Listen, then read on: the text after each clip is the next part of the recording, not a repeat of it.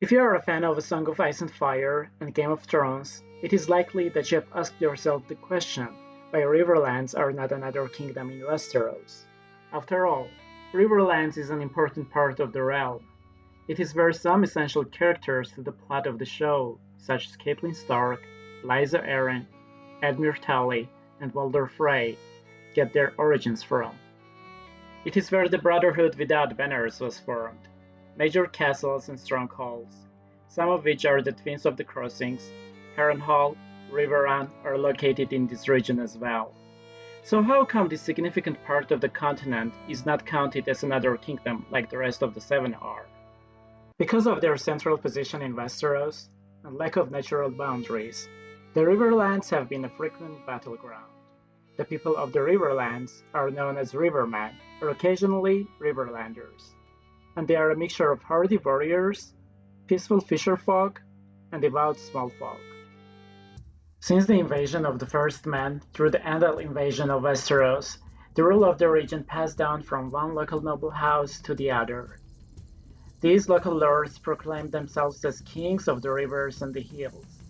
However, the rule passed down to House Hor when Harwin Harthand of the Iron Islands invaded the Riverlands. From that moment on, Riverlands was not a separate kingdom of its own, but rather a subordinate land of the Iron Islands. Years later, Harren the Black, the grandson of Harwin Harthand, was offered to kneel to Aegon Targaryen and join his cause of uniting the Seven Kingdoms under Targaryen rule. When Aegon's proposal was denied, he destroyed Harren the Black, and all of House Hor. The rule of the region was given to House Tully.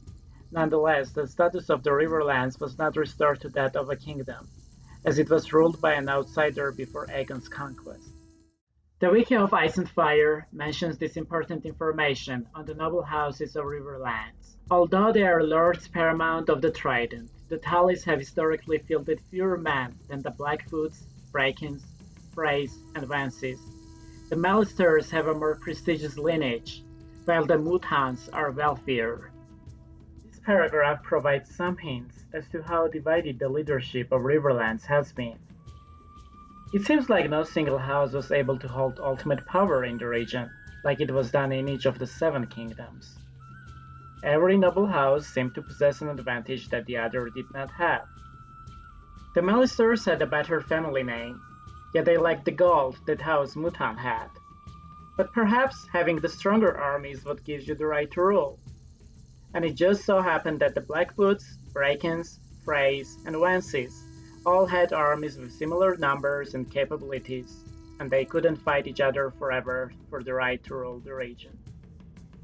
So, when the Tullys, a house that at the time ranked below than the other prominent houses of the region, were named as rulers of Riverlands by Aegon the Conqueror as a reward for their loyalty to the Targaryens, it was predictable that the rest of the houses were not entirely happy with this setup and would seek to dethrone them at opportune occasions in the future.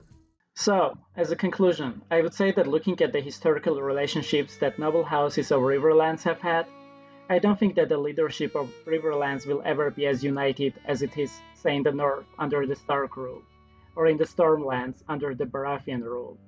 However, I think it would be a good idea restoring the status of the region to that of a kingdom, considering what a great part of the realm it is in terms of land, natural resources, population, and political involvement. Please let me know in the comments if you think that the Riverlands should be an official kingdom or not in your opinion. Please like and subscribe, as I'm going to try to upload a video each week elaborating on more topics from A Song of Ice and Fire and Game of Thrones.